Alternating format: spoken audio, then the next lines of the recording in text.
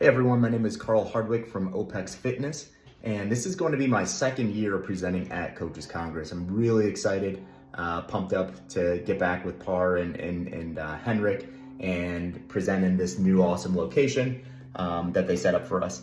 So we're going to discuss energy systems training, and the idea here is not to just throw a bunch of scientific jargon at you guys as coaches, but I want to approach this in a way where we can make energy systems training simple. And when I say simple, I mean, how can you simply apply these principles to the clients that you're working with? So on day one, I'm going to walk through more lecture style energy systems training. What are the three different energy systems? How do we utilize them? And what are some solid principles behind them? But then on day two, it's going to get interesting.